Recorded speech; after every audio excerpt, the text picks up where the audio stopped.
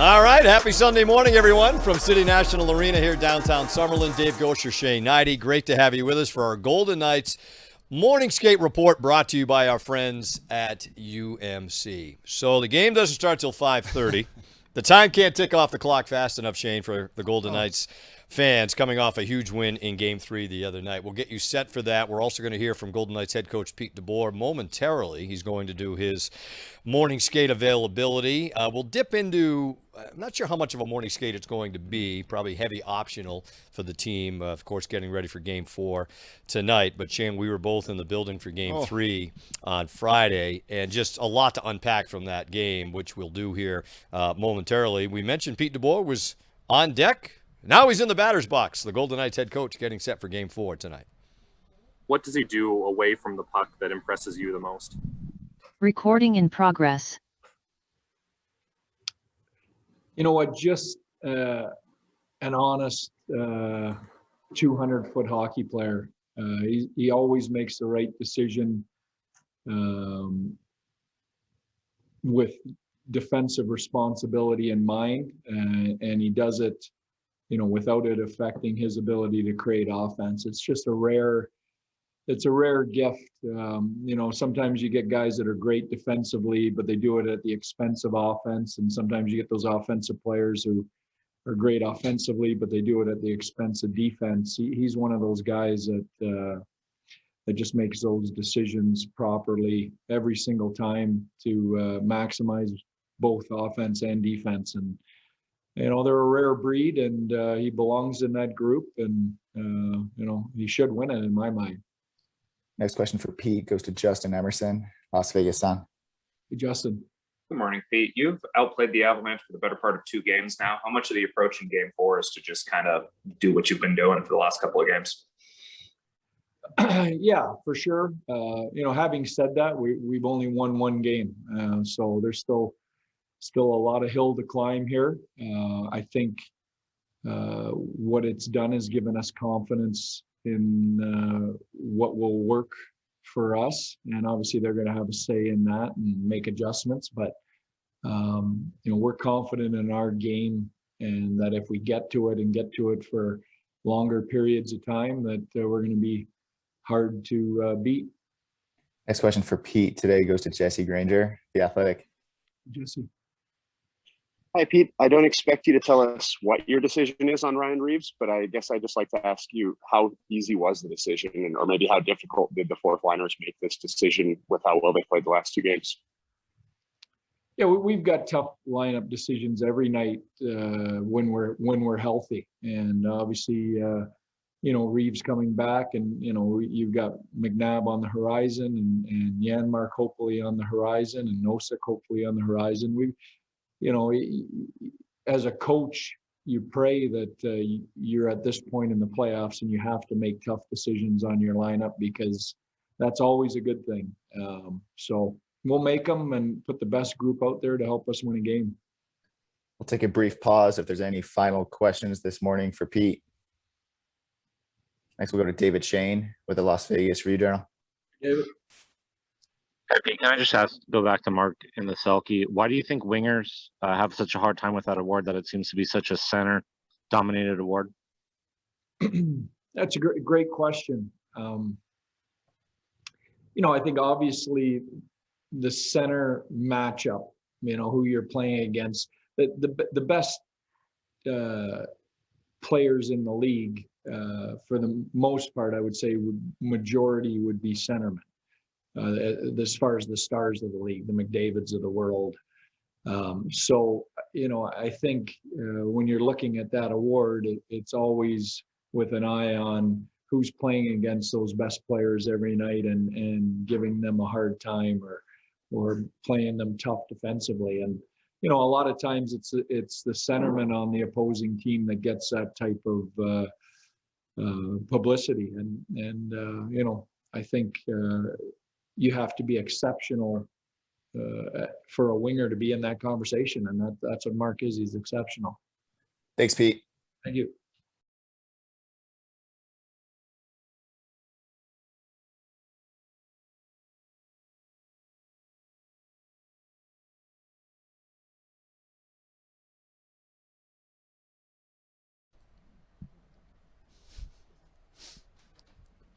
All right, so that was Golden Knights head coach Pete DeBoer. His press availability before Game 4 tonight. He was asked a couple of questions about Mark Stone, obviously, right? Named today, along with Patrice Bergeron of the Boston Bruins, Alexander Barkov of the Florida Panthers as a Selke finalist. Second time in 3 years for Mark Stone named as a Selke finalist.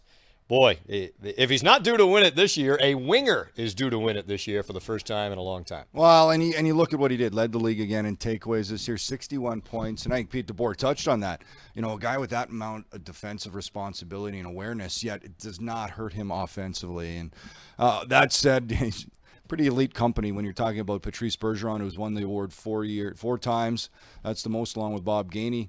I didn't realize this, Dave. Bergeron's been nominated 10 straight years for the Selke Award, and Alexander Barkov, too, a tremendous player who kind of getting the recognition he deserves as one of the elite players in the league. You know, down in Florida, not as much coverage, but they had a great season this year, their series with Tampa, and certainly brought a lot more notice to what a well-deserved honor is for him, how good he is. But we're in the Mark Stone campaign here, and for me, I think he deserves the win. They all deserve, but for me, I think it's Mark Stone's year, certainly, with everything he did. And then you add the leadership qualities on top of it. Just, a complete player, an exceptional player, as Pete DeBoer mentioned. So the last winger to win it, right, Yuri Lettinen. Yuri Lettinen. 2003. I think he won it a couple times. Long time ago now, yeah. And, of course, Marc-Andre Fleury named a finalist for the Vezina just the other day, amazingly for the first time in his career. So we'll see if the Golden Knights can maybe pull home some hardware in a couple of those categories. They would give all that for a much different award, which will be handed out in early July this year. So that's the award the focus is on right now for all the Golden Knights players. Mark Stone's going to do availability with the media here shortly. We will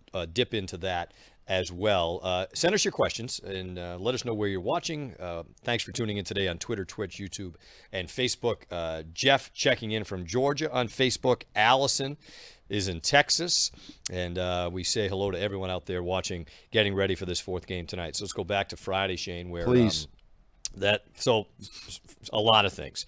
First time in 15 months is full capacity at the Fortress. First time that, for vaccinated fans, no masks in the building.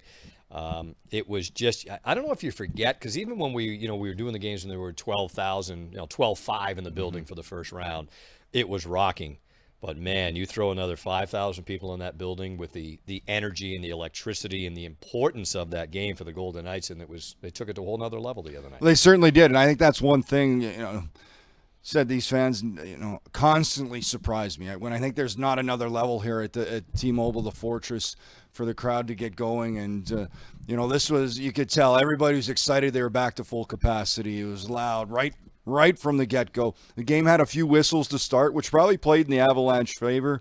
It was, slowed the first 6-7 minutes, a lot of whistles, but from then on, picked up. Carlson scores, of course, just carried from then. It was the momentum, and you could see the players.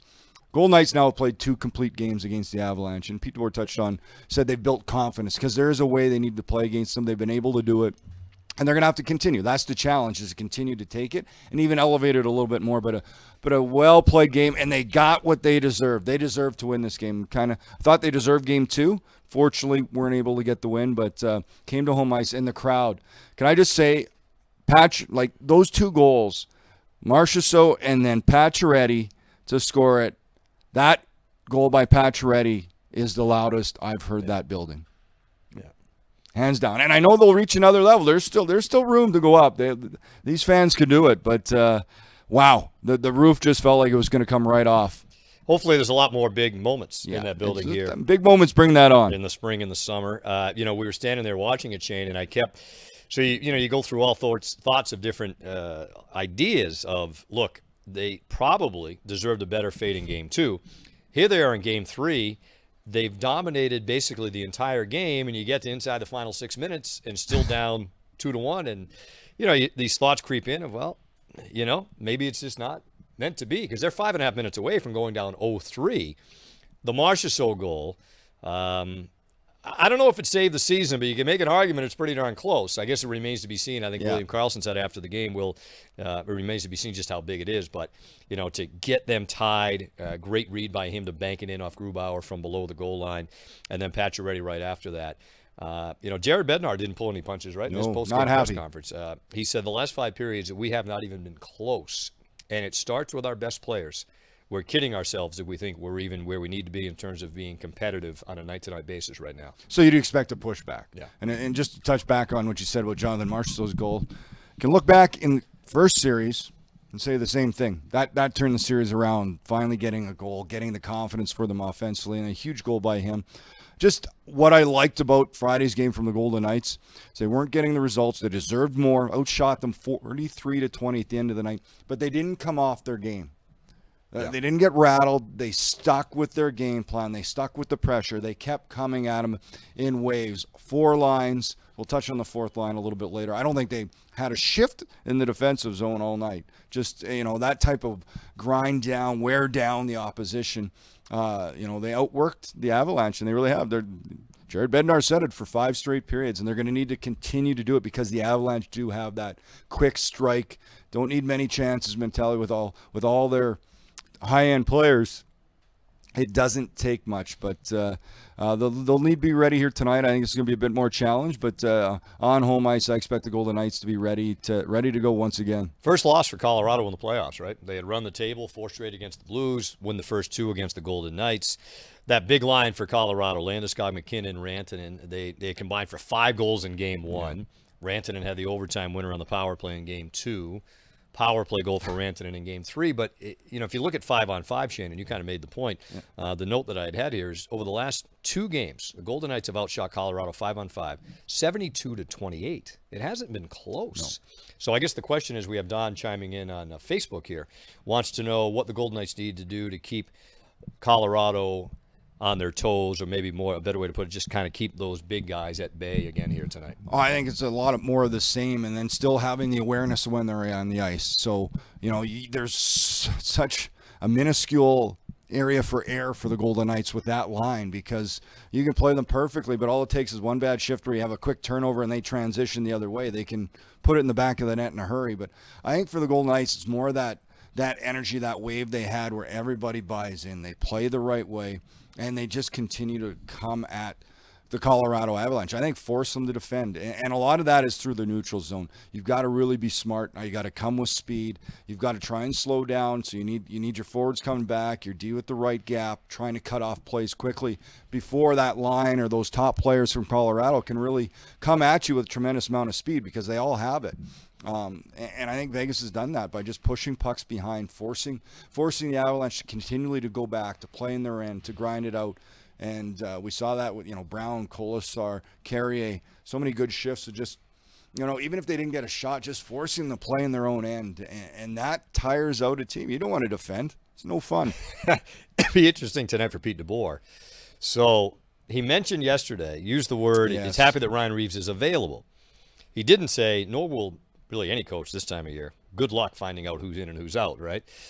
You've got Reeves, who's available, and Pete DeBoer, you just heard in his pregame availability. Braden McNabb back skating, right, off the COVID protocol list. You've got Matthias Janmark hopefully waiting in the wings, maybe Tomas Nosek down the road as well. So some lineup decisions for the Golden Knights. But it will be interesting to see, Shane, come 5:30 tonight. That 4th line over the last 2 games has been so effective for them. But yet you also know, when Ryan Reeves is on his game, the energy in that building, what he can bring from a, kind of an intimidation factor as well. It's a tough decision. It really is. But it's a good decision to have that option as a coach. And it's going to be a tough one. And that happens at this time, especially the more healthy the Golden Knights get. You look at the way, Nick Holden's come in and played. You mentioned McNabb coming back. Or Nick Hague, I thought, was really up the ice, really seeing growth in him. As he's elevated his game, and that's what you want from players. Speaking of Braden McNabb, I believe that's him. That's him right there. There's a thought you might see Marc-Andre Fleury out there. Yeah. Again, the team didn't skate yesterday, so you think Fleury just want to get on the ice, take some shots, just get. But back to Reeves, I didn't really answer. It'd be wonderful you can answer. I don't know. Yeah, and it's one I can't answer because I don't think there's a wrong answer. That said, just the way Colasar, Brown, and Carrier played last game. You literally, I don't think, can ask much more from your 4th line the way they were able, and they had chances. Colasar made a great little move, cut back on the one play, good shot. Grubauer's been the difference. It should have, Golden Knights should have won game 2. They should have been up way earlier in game 3, but that's what you get in playoffs this time of the year. Goaltenders are a huge factor, and Either than the Tampa Carolina game yesterday, it's always good goaltending. Yeah, well, Jared Bednar was asked who he liked in Game 3 for his team the other night. He said, I liked Grubauer. It was a short list. I think he said he liked Val Nichushkin, but it wasn't much past that. We have a tweet from somebody, Shane, says they miss us calling the games. So do we. Yeah. So do we. I would have loved to have been able to call Friday night's game. Yeah. Of course, you can watch all of our pregame streams right here, Twitter, Twitch, YouTube, Facebook. Nighttime at noon on the radio situation, 98.9 FM. Monday through Friday, noon to 1. Varying hosts and so forth on that show. We have people checking in, Shane, from Mona says, aloha from Kauai. Ooh. Aloha to you. Vaughn in Indiana. Tom and Emerald in Pennsylvania saying hello. Heidi will be in the Fortress tonight. That'll be a blast, Heidi. Enjoy it. Michael in Edmonton also checking in to our pregame report. There's Logan Thompson. Of course, Robin Leonard has not backed up the last couple of games. Took the loss in Game 1. Logan Thompson, who had a fantastic season. Goalie of the year in the AHL for the Henderson Silver Knights. He's been the backup, talking with goaltending coach Mike Rosati, as you see. Chilla wants to know. Chila. Chilla. Come on, don't you pronounce names for a living? I don't know if I got to write it out phonetically. What's the impact that Braden McNabb could have, Shane, if he does, in fact, at some point, get back in the lineup? I think he's just a lot of experience there. Really good at cutting off plays early. He's got that long reach. But they have confidence in all the six that are playing. You could say the 7D, I think they're very comfortable with anybody. But McNabb certainly, we've seen what he's been able to do. He's been a big impact player, not only in this regular season, but in playoffs for the Golden Knights over the last 4 seasons. And they can get him back in. I would imagine when he's healthy, he'll be back inserted into the lineup. Well, the Golden Knights, you saw Zach Whitecloud there a moment ago. There is Braden McNabb as well. Said the Golden Knights getting set for game number 4 here tonight as they take on the Colorado Avalanche. And let's take a little bit of the sights and sounds here. Zach Whitecloud and a few other Golden Knights, or maybe not. Let's just stay here. Let's just continue to yap. Come on, there's lots to talk. There's lots to talk about, including this question on the Twitch. What lines and pairings have been the most effective defending Colorado's top line? So it's been a lot of the Chandler Stevenson unit against McKinnon and company, right? Yeah, and I think at other times you've seen other lines. The Carlson line really stepped up, 2 huge goals last game for Vegas. And it has to be, you're going to try and have your set matchups. I think Martinez, Pietrangelo are a big part of that. Having one of those guys on the ice, if not both. And it's by committee. You really can't have one set matchup. You can't always get exactly what you want. So it's what I said earlier. It's about awareness. Everybody has to have that confidence to be able to play against them, and they have to be aware, okay, this is a shift. We're out there. We got to be smart. You got to make sure your gaps are good. You can track back. You got to close things off. You got to make sure your decisions with the puck are right. But certainly the top matchups have been able to do it, and for the most part, they power play goal last game, but they've kept them off. Game 1 was a one-off. That was for whatever reason, and good for the Golden Knights. And confidence is such a huge thing. They've really proved themselves over the last 2 games, and certainly Game 3 when they win, that they can play and they can take the Avalanche. And just staying with their game is, I think, the thing. Being patient and understanding you don't need to force it. Just stick to the game plan. Pete DeBoer touched on it yesterday, and I think teams look for any sorts of motivation at this time of the year. He mentioned after the first 2 games, there were a lot of people jumping off the life raft with life vests on. I honestly didn't read a lot of the pre-series prognostications. Either the 2 best teams in the league, so I think there's a lot expected of both of these teams. The larger point is the Golden Knights have played terrific stretches of hockey against Colorado this year. Now, each team has had their moments for sure, but when you think about talk about a game where the Golden Knights probably deserve better. Last game of the regular season at home, chance to win the President's Trophy. 15 skaters dominate the game and lose what would have wrapped up number 1 overall. They finished number 2 overall. So you think about that game. And that game to me really, kind of illustrated a strong point, because 15 guys, they couldn't try and force plays. They had to, in I guess the easiest terms, simplify their game. And they did against the Avalanche in that game with just 15 skaters. They did not give up much. They did deserve to win that one. They didn't come out of it. And I think that's a lesson when you got a full squad going that, okay, like we don't need to change the way we play. Still stick to that simplified game with speed, straight ahead, pucks behind their D. Make sure you're moving quickly. And I think they've gotten to that in Game 2 and even more so in Game 3. Getting set for Game 4 tonight. We'll step away quickly for 90 seconds and have more of our morning skate report in a moment, presented by UMC. The most challenging opponent is one that adapts. That's when you need to take your game to a higher level. Just like the doctors at Comprehensive Cancer Centers. From using the body's immune system to fight cancer, to pinpoint surgery without the surgery, Comprehensive is finding new ways to attack, new ways to defend, new ways to change the game. World-class skill, elite care, Comprehensive Cancer Centers. At Smith's, we go over and above to make sure we have the freshest stuff in our stores. That's why we get secret shoppers to do pop inspections. Secret Asian man, secret Asian man. We make sure Smith's produce isn't just fresh, it's fresher than fresh. Smith's, fresh for everyone.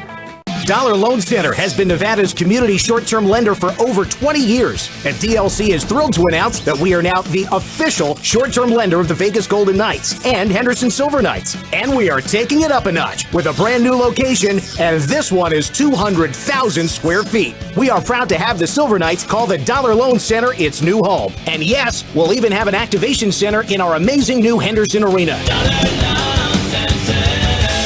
Opening in early 2022.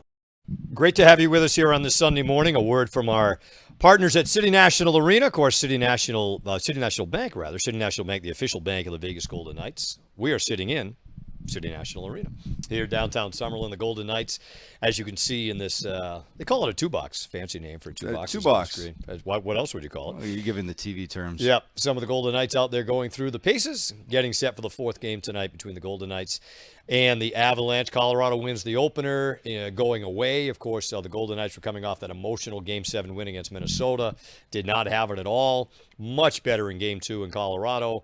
And then, as we said now, for 5 straight periods, they have really taken it to the Avalanche, and they look to pull even in this series, down 2-1. So 4 of the 6 goals in the series, Shane, have come at 5-on-5, have come from the misfit line, right? Yeah. Carlson, Marchessault, and Smith. Carlson, the opening goal in Game 3. Marchessault, the huge goal late in the third period the other night. Pete DeBoer's been asked a lot about that line, and he said, look, for the first couple of years, 2.5 years, I'm on the outside looking in, but the identity of this franchise, and I don't know who fits it better than those 3 guys that you can call them misfits, you can call them whatever you want, but a fresh opportunity for them. And I think Pete DeBoer said they were on a mission to make this franchise relevant right off the bat. Yeah, when you look at it, maybe Riley Smith was probably the one that most recognition playing in a top 6 role at that time. John Marchessault came off one season, a great season with the Florida Panthers, but for whatever reason, they let him go. 30 goals and chip on your shoulder, you come here. And William Karlsson was always in a defensive, positioning in Columbus. Anaheim gave up on him early, goes to Columbus, then comes here, 43 goals for a season.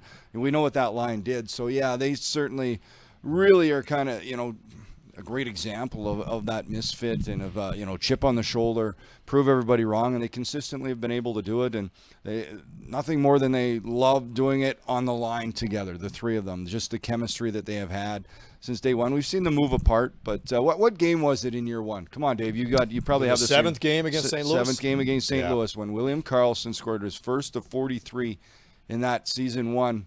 First game they put them together, right? The first game they put them together, and Karlsson had his first goal. It was an overtime winner against the Blue Note. Blue Note. Look at you. Yep. See, good. I didn't know all of that. I knew hard drive right some here. of it. How about Max Pacioretty? 2 goals in the playoffs. Misses the first 6 games, obviously, against Minnesota. 2 game winners. Game winner in Game 7, game winner the other night. There's been a lot of talk, especially in the Minnesota series, about getting to the net.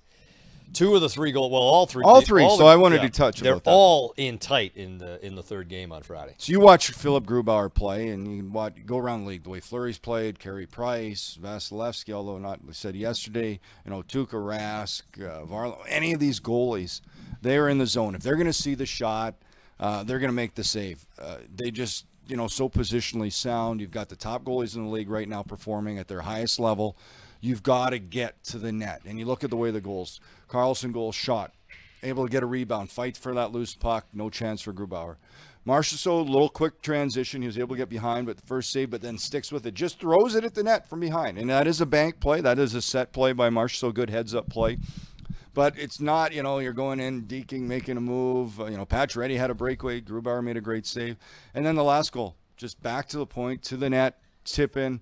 That's what's going to get you goals at this time of the year. You'll have a few of the other ones, power play goals, but those 5-on-5 goals are really getting to the net. And we saw it in round 1. You're going to see more of it here as we move along through round 2. And for the Golden Knights, I just wanted to say, Dave, this is a big game in a way that, I think a little bit of the pressure is taken off Vegas, but they still at home. They're still down 2-1, but they have an opportunity. And we talk about momentum shifts. You talk about all those intangibles, pressure. Which way does it swing to each club? They win this, the pressure swings solely back on the Avalanche. I know the Avalanche are going home, but that even adds to it because, okay, they're at home now. They just lost. But I don't want to get ahead of myself, but it's a good opportunity here for Vegas if they can take care of business on home ice tonight. Yeah, the Avalanche still right now, right in a real good spot in the series and trying to go back home with a 3-1 lead for Game 5, which would be on Tuesday night. The Golden Knights, though, have to be playing with a ton of confidence coming off 2 real good games in a row, and they try to pull even tonight. Hi to Michelle in Scotland. Scotland. You've been to Scotland, Shane? I have not. Yeah, I haven't either. You haven't. I've been to Ireland a bunch. Scotland's on the list. I'd love to get over there. Gila Monster asks. Gila Monster checking in on Twitch. I didn't know the Gila Monster was on the Twitch. That's good to know. How valuable has Patrick Brown been at this time of year? What a surprise. Yeah. And real credit to him. This is a veteran player. He hasn't had a ton of NHL experience, but he's a proven leader everywhere he's been. Captain material. He's won a Calder Cup. He was captain there when Charlotte beat the Chicago Wolves. He understands what is needed at this time of the year. Keeps his game simple. He brings speed. He brings intensity. He's relentless on the forecheck, on puck battles.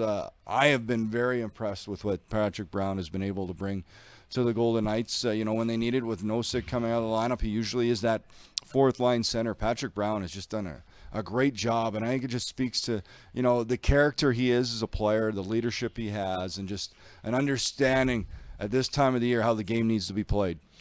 Golden Knights, as you see, optional skate at CNA as they get set for the 4th game tonight, trying to pull even with the Colorado Avalanche in what could very well be the series of the playoffs. Here you are in round 2. You've got the 2 top teams in the NHL from the regular season. There have been some other, real good. You look at some of the action yesterday between Boston and the New York Islanders. Great atmosphere at the old Nassau Coliseum, but nothing compares to what we all witnessed on Friday night at T-Mobile. And now Sunday late afternoon and a chance for the Golden Knights on home ice. Just how I think Pete DeBoer used the word overwhelming the crowd can be, especially when they get going. And we saw it the other night, Shane, like you were mentioning, when Marchessault scored, the place goes nuts. Yeah, it was and then it started to kind of, it has to level off a little, but it didn't have a chance to completely level off. No. And then Pacioretty scores 45 seconds. Good plan. They should do that all the time, right? Back-to-back goal. Just continue to elevate it. But really, time them out. You mentioned, premier, arguably to me, the best 2 games we've seen. And then it's hard to say that. There's been tremendous. The playoffs this year, right throughout the league, from round 1 has been great hockey. The amount of overtimes, how close it is, and we've touched on it. The difference between teams that certainly when you're in this year where they played each other so much, they understand, they know one another, the ins and outs. It's minuscule, the differences between all these teams. And these last 2 games between Colorado and Vegas, I don't know if you can watch better hockey. It's been fantastic. I really don't know. Yep, it's been great. So we're just about going to wrap things up here on our pregame morning skate report. Of course, the Golden Knights getting set for the 4th game of this series tonight. TV side, you can tune in NBCSN will have the coverage. And, of course, you can always chime in as well. Dan and Gary will have the call on the Golden Knights radio network. 5:30 is your face-off tonight for the Golden Knights in a full Fortress for the second game. Say that again. Full Fortress. Yeah, it's just too good. Too good to be true. But getting back to some semblance of normalcy in another packed house at the Fortress tonight. So that'll do it for us for our morning skate report. The Golden Knights and the Avalanche. Check it out tonight as the VGK try to pull even. Thanks for tuning in to the morning skate report presented by UMC. Universal Solar Direct. Look at all these bills. We've got to find a way to save money somewhere. Universal Solar. Let's go solar. Call